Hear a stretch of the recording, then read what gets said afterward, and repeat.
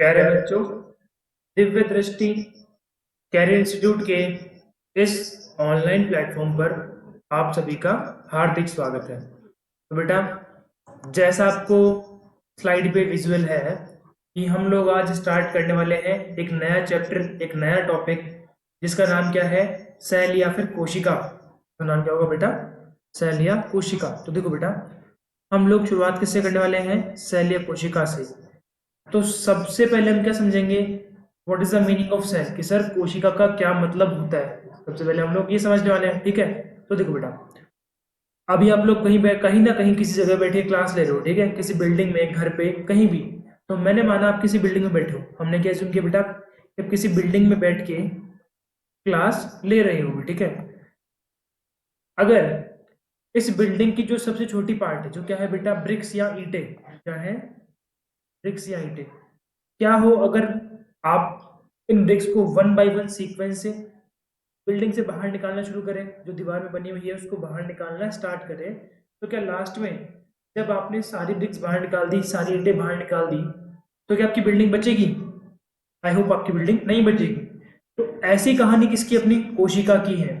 जो अपनी बॉडी है, शरीर है, अगर उस शरीर में से हम लोग क्या निकालना शुरू कर दे? कोशिका को निकालना शुरू कर दे। तो अगर हमने शरीर की सारी कोशिकाओं को, सारी सेल्स को बाहर निकाल दिया, तो लास्ट में कुछ भी नहीं बचेगा, आपकी बॉडी ही नहीं बचेगी। तो इसका मतलब क्या है सर? इसका मतलब ये है कि कोशिका जीवन के लिए, शरीर के लिए बहुत ज्यादा जरूरी है, ठीक है। क्योंकि कोशिका जीवन की बेटा कैसी इकाई है? ये है बच्चों मूलभूत इकाई। कैसी है? बेसिक बोल दो या फिर फंडामेंटल यूनिट। तो ये अपने जीवन की मूलभूत, बेसिक या फंडामेंटल इकाई, सबसे पहली बात, ठीक है बेटा। दूसरी कैसी है? क्रियात्मक। कैसी है बेटा? Functional unit. This is a functional unit of life. अब इसका मतलब क्या हुआ? देखो, इसका मतलब ये है कि जो अपनी बॉडी में जितने भी जरूरी काम होंगे, रेस्पिरेशन मान लो, डाइजेशन मान लो, जो भी श्वसन, पाचन जैसे जो बहुत महत्वपूर्ण काम है, वो सब कौन करने वाला है? आपकी कोशिका उन सब कार्यों को संपन्न करने वाली है। इसलिए ये कैसी होगी? फंक्शनल यूनिट या फिर क्रियात्मक इकाई ये होने वाली है, ठीक है। अच्छा, अब एक वर्ड बेटा हमें बच गया, वो क्या है? स्ट्रक्चरल या संरचनात्मक। स्ट्रक्चरल या संरचनात्मक इकाई है। तो अब ये समझो कि सर ये जो आपने लिखा है वर्ड, मैंने ये वर्ड यहाँ क्या लिखा है? संरचनात्मक या स्ट्रक्चरल यूनिट। इसका क्या मतलब है? अगर मैं कहूँ आपकी जो बॉडी है, उसकी जो स्ट्रक्चर या शेप मान लो, उसकी आप शेप मान लो, आकृति, आकार मान लो, वो किसकी देन है? वो कोशिका ही की ही देन है। जैसे जैसे कोशिका इकट्ठी होते गई, आपस में मिलती गई, वैसे वैसे क्या हुआ बेटा? यहाँ पे वैसे वैसे आपकी बॉडी का फॉर्मेशन हुआ। तो इट मीन्स हम लोग फाइनली क्या कह सकते हैं? हम लोग फाइनली ये कह सकते हैं सर कि जो आपकी सेल है, वो पहली बात तो कैसी यूनिट है? बेसिक या फंडामेंटल। दूसरी फंक्शनल। और तीसरी बेटा स्ट्रक्चरल। ये तीन टाइप की यूनिट कौन है? अपनी सेल है, ठीक है। अब हम यहाँ क्या पढ़ रहे हैं? पूरी सेल की हमें पढ़नी है, उसके स्ट्रक्चर की। सर यहाँ पे जो कि कोशिका, उसकी क्या संरचना होगी, उसके क्या भाग होंगे, उसके क्या कार्य होंगे, ठीक है। तो इन सब कुछ हम पढ़ेंगे। तो उस यूनिट को हम लोग क्या बोलने वाले हैं बेटा? Cell biology. जिसको हम बोलने वाले हैं सेल बायोलॉजी या फिर साइटोलॉजी। तो कोशिका की संरचना का अध्ययन, कोशिका की संरचना के अध्ययन को हम लोग क्या कहते हैं बेटा? साइटोलॉजी कहते हैं, ठीक है। बेटा देखो, आपने समझ लिया कि कोशिका क्या है, ये कैसे कैसे इकाई है, इसका जीवन में क्या योगदान है। लेकिन अब हमें क्या समझना है कि सर सबसे पहली बार कोशिका की खोज किस वैज्ञानिक ने की और किस कोशिका में की, किस जगह की, ठीक है। तो देखो बेटा, आपके एक साइंटिस्ट हैं जिनका नाम क्या है? Robert Hooke. बेटा नाम क्या है? Robert Hooke. इन्होंने सबसे पहली बार कॉर्क कोशिका, बेटा किसमें? कॉर्क सेल में, कॉर्क कोशिकाओं में एक मृत कोशिका, बेटा किसको? डेड सेल को देखा, ठीक है। इन्होंने किसको देखा? एक डेड सेल को देखा सबसे पहले बार, ठीक है। चलो ठीक है, डेड सेल को देख लिया। अब मुझे आप ये बताओ कि वो जो सेल थी, डेड से मृत थी, उसके डेड या मृत होने के क्या रीजन था? क्योंकि उसमें कुछ क्या थे? केमिकल थे, उसमें कुछ क्या उपस्थित थे बेटा? रसायन थे, जिनको हमने क्या बोल दिया बेटा? सुबेरिन। उसको हमने क्या बोल दिया? सुबेरिन। तो इस सुबेरिन नाम के केमिकल की प्रेजेंस के कारण, इस केमिकल की प्रेजेंस के कारण ही ये कोशिका बेटा कैसी थी? आपकी मृत थी। कैसी थी बेटा? ये कोशिका आपकी डेड होगी, मृत हो गई, ठीक है।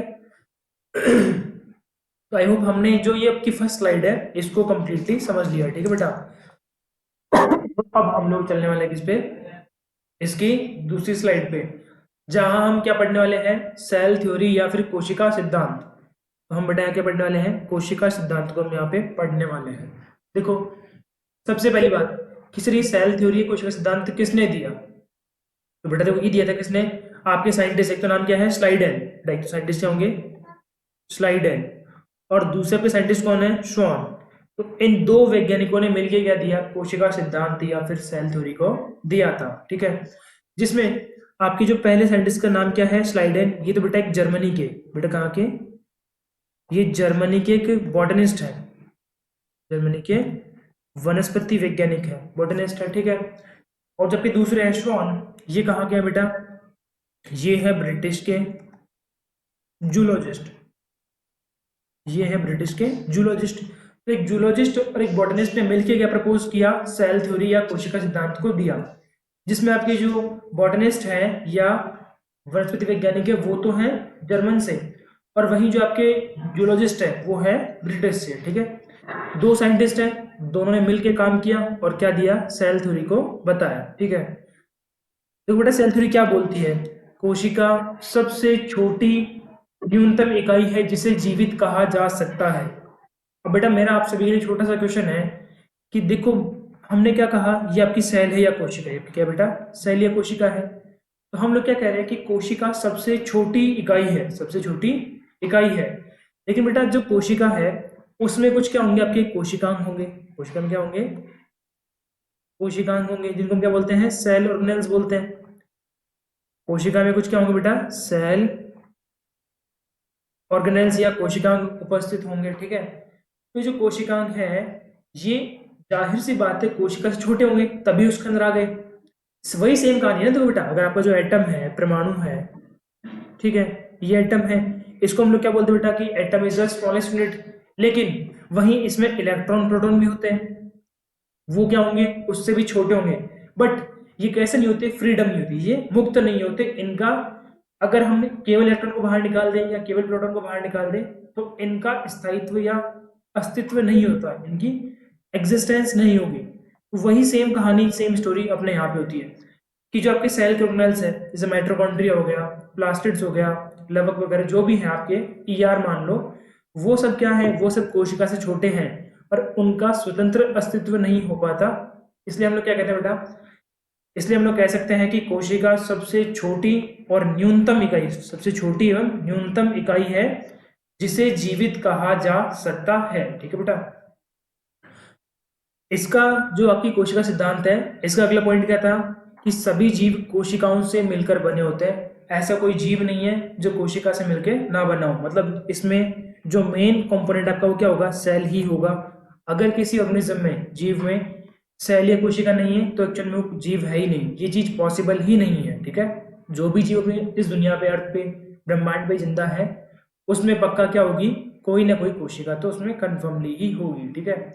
अब देखो जो आपकी सेल थ्योरी है इसका अगला पॉइंट क्या बोलता है कि सर जो कोशिका आपकी है उसके सबसे बाहर की ओर, सबसे आउटर मोस्ट में कवरिंग होगी, जिसको हम क्या कहने वाले हैं, कोशिका झिल्ली। बेटा इसको हम क्या कहने वाले हैं, कोशिका झिल्ली। और इस कोशिका झिल्ली के बिल्कुल सेंटर में, बिल्कुल बीचों बीच में यहाँ क्या होगा आपका, केंद्रक या न्यूक्लियस। यहाँ क्या होगा बेटा, न्यूक्लियस बोल दो या इसको हम लोग बोल सकते हैं क्या, केंद्रक। इसके बिल्कुल सेंटर में क्या होने वाला है, केंद्रक या न्यूक्लियस। और जो किसी भी कोशिका की सबसे बाह्यतम आवरण है, सबसे आउटर मोस्ट कवरिंग है, उसको हम लोग यहाँ पे क्या बोल रहे हैं, कोशिका झिल्ली बोल देते हैं, ठीक है। ये किसने बोला, ये कहा सेल थ्योरी ने, जो कि एक्चुअल में गलत बात है, जो कि बिल्कुल सटीक 100% सही नहीं है, ठीक है। यहाँ क्या गलती है ये हम कब पढ़ेंगे, जस्ट इससे अगले टॉपिक में, ठीक है। मॉडर्न सेल थ्योरी या आधुनिक कोशिका सिद्धांत में हम ये पढ़ने वाले हैं कि सर यहाँ पे इसमें क्या दिक्कत थी, ठीक है। तो अब देखो सभी कोशिकाएं मूलभूत संरचना, रासायनिक एवं उपजिकाओं में समान होती है। जो अगला अपना पॉइंट है बेटा क्या बोलता है कि सभी कोशिकाएं, जितने भी बॉडी में कोशिकाएं हैं उन सबकी मूलभूत संरचना बेटा सेम होगी, उनकी केमिकल फॉर्म भी सेम होगा और उनकी मेटाबॉलिक फॉर्म्स, कैसी फॉर्म बेटा, मेटाबॉलिक फॉर्म्स भी उनकी सेम ही होगी। मतलब उनमें उपापचय की जो क्रियाएं हैं वो भी लगभग लगभग कैसी होगी बेटा, समान समान सी ही होगी। उनमें कोई बहुत बड़ा डिफरेंस नहीं होने वाला, ठीक है, उनमें कोई बहुत बड़ा डिफरेंस यहाँ पे नहीं होने वाला है। वो लगभग कैसी होगी बेटा, लगभग समान सी ही होने वाली है, ठीक है। अब देखो, एक जीव द्वारा किया गया कार्य उसमें उपस्थित घटक कोशिकाओं के आपसी तालमेल के द्वारा होता है। जैसे मान लो आप 4-5 दोस्त हो, आपने कोई बाहर ट्रिप की प्लानिंग की, किसी राज्य में यहाँ पिकनिक पे जाना है, तो ये जो आपने प्लानिंग की है, ये जो आपने प्लानिंग की है, ये कैसे काम करेगी, जब आप सभी दोस्त एक साथ कोऑर्डिनेट वे में काम करो कि हाँ एक नई चीज की, एक नई चीज में सपोर्ट किया, जब पांचों ने कोई चीज में सपोर्ट किया तो आपको सक्सेसफुल होगा प्लान। तो ऐसे ही जो आपकी सेल है, कोशिका है, वो आपस में क्या करती है, वो आपस में तालमेल मिलाकर ही काम करती है, वो आपस में तालमेल बिठा के ही काम करने वाली है, ठीक है बेटा।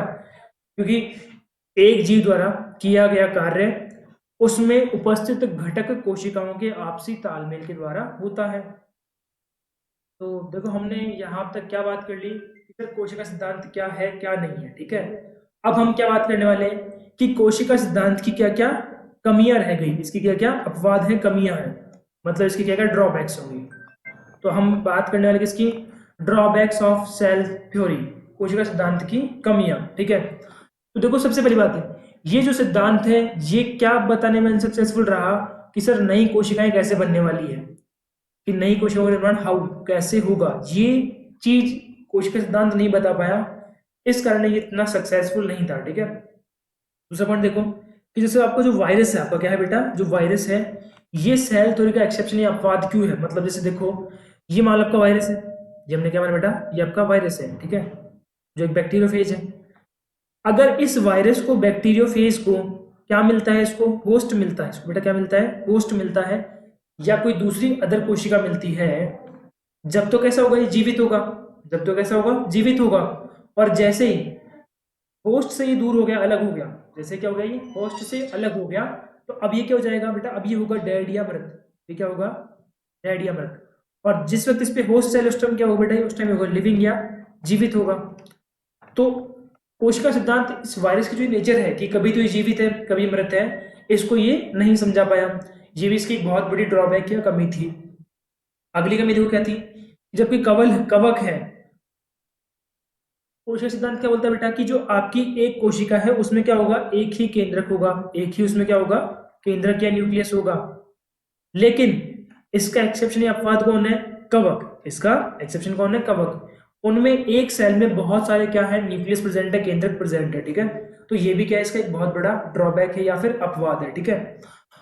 अगला जो इसका एक्सेप्शन है वो क्या है, अब हम जो अब आगे चैप्टर पढ़ने वाले हैं उसमें हम क्या पढ़ेंगे, उसमें पढ़ेंगे बेटा जाइलम, उसमें क्या पढ़ने वाले हैं, जाइलम, जो क्या करता है, जाइलम जल का संवहन या कंडक्शन ऑफ वाटर। तो ये क्या करेगा, जल का संवहन करेगा। तो जाइलम का एक पार्ट, इसको हम क्या बोलते हैं, जाइलम वेसल्स, इसको बेटा क्या बोलने वाले हैं, जाइलम वेसल्स। तो इन जाइलम वेसल्स में क्या नहीं होता, केंद्रक या न्यूक्लियस इनमें एब्सेंट होगा, इनमें न्यूक्लियस या केंद्रक क्या होगा, एब्सेंट होगा। इस बात को भी सेल थ्योरी एक्सप्लेन नहीं कर पाएगी, सर क्यों जाइलम वेसल्स में आपका न्यूक्लियस प्रेजेंट नहीं होगा, इस बात को भी एक्सप्लेन नहीं कर पाए। तो ये क्या है, इतना सक्सेसफुल नहीं है, ठीक है। और सबसे लास्ट जो आपका इसका एक्सेप्शन वो क्या है, जबकि बैक्टीरिया है उनमें केंद्रक नहीं होता, जबकि बैक्टीरिया है उस बैक्टीरिया में आपका न्यूक्लियस तो क्या होगा, एब्सेंट होगा, बट लेकिन वहां पे क्या प्रेजेंट है आपका, जेनेटिक मटेरियल, आनुवंशिक पदार्थ, यहाँ पे जेनेटिक मटेरियल और आनुवंशिक पदार्थ यहाँ पे, इसको हम क्या कहते हैं, डीएनए आरएनए। तो यहाँ सर डीएनए आरएनए तो उपस्थित है लेकिन केंद्रक ही नहीं है। आप देखो ह्यूमंस में देखो, ये कोशिका है, इस कोशिका के केंद्रक में क्या होता है, यहाँ पे डीएनए होगा, आरएनए होगा, इट मींस डीएनए आरएनए कहाँ होने वाला है, आपके केंद्रक में होने वाला है। लेकिन जो आपके बैक्टीरियाज हैं, जो प्रोकैरियोट्स हैं, इनमें कुछ में क्या कंडीशन है कि सर इनमें केंद्रक ही नहीं है, इनमें क्या नहीं है, न्यूक्लियस केंद्रक नहीं है, बट क्या प्रेजेंट है, जेनेटिक मटेरियल, आनुवंशिक पदार्थ, डीएनए या आरएनए प्रेजेंट है। तो अब हमारा सवाल क्या उठता है कि सर ये किस जगह उपस्थित होगा, ये जो आपका डीएनए है, ये आरएनए है, ये किस जगह होगा, बेटा ये होगा न्यूक्लियोइड में, कहाँ होगा, केंद्रकाभ। तो हम कहने वाले हैं क्या, न्यूक्लियोइड या केंद्रकाभ में उपस्थित होता है क्या, आपका जेनेटिक मटेरियल, ठीक है बेटा। तो इसको भी, ये जो आपकी 4-5 पॉइंट है, इनको सेल थ्योरी एक्सप्लेन नहीं कर पाती है, इनको सेल थ्योरी एक्सप्लेन नहीं कर पाई, ठीक है। तो अब हमें किसकी जरूरत है, किसी आधुनिक कोशिका सिद्धांत या फिर मॉडर्न सेल थ्योरी। तो अब बेटा क्या आई, मॉडर्न सेल थ्योरी या फिर आधुनिक कोशिका सिद्धांत।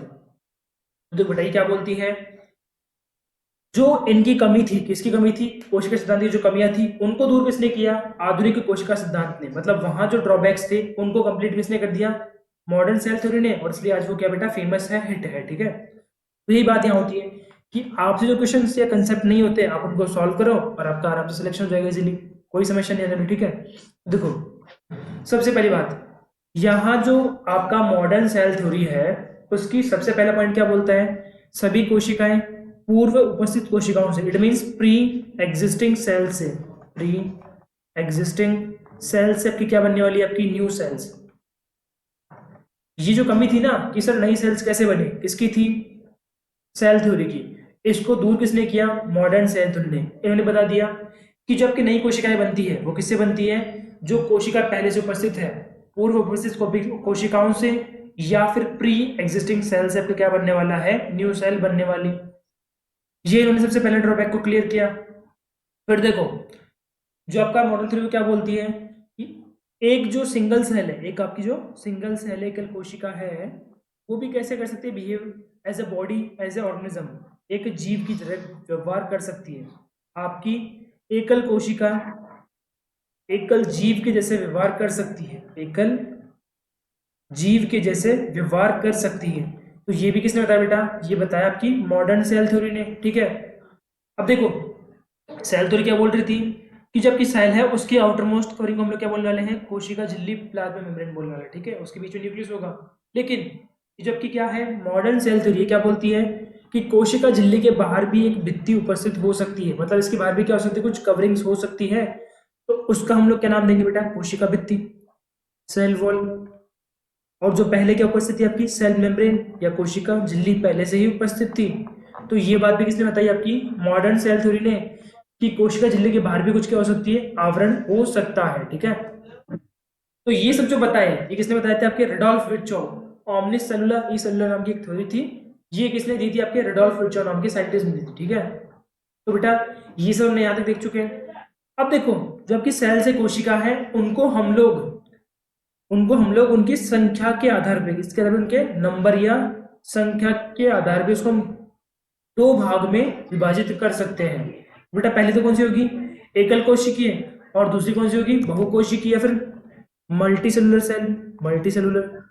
वहीं इसको हम क्या बोलने वाले हैं, यूनी सेलुलर। ठीक है बेटा, तो आज हमने देखो क्या पढ़ लिया, कोशिका क्या होती है, कोशिका क्या होती है, कोशिका सिद्धांत क्या था, उसकी कमियां क्या थी, फिर मॉडर्न कोशिका सिद्धांत या फिर आधुनिक कोशिका सिद्धांत क्या आया। तो आज हमने कुछ छोटे मोटे 4-5 पॉइंट्स पढ़े। ठीक है बेटा, और जो आपका बाकी का पार्ट है, बाकी का चैप्टर है, वो हम पढ़ने वाले हैं आपके अगले लेक्चर में। तो आप लोग इन लेक्चर्स को सीरियसली देखो बेटा, है ना। ओके बेटा, thank you very much, have a nice day.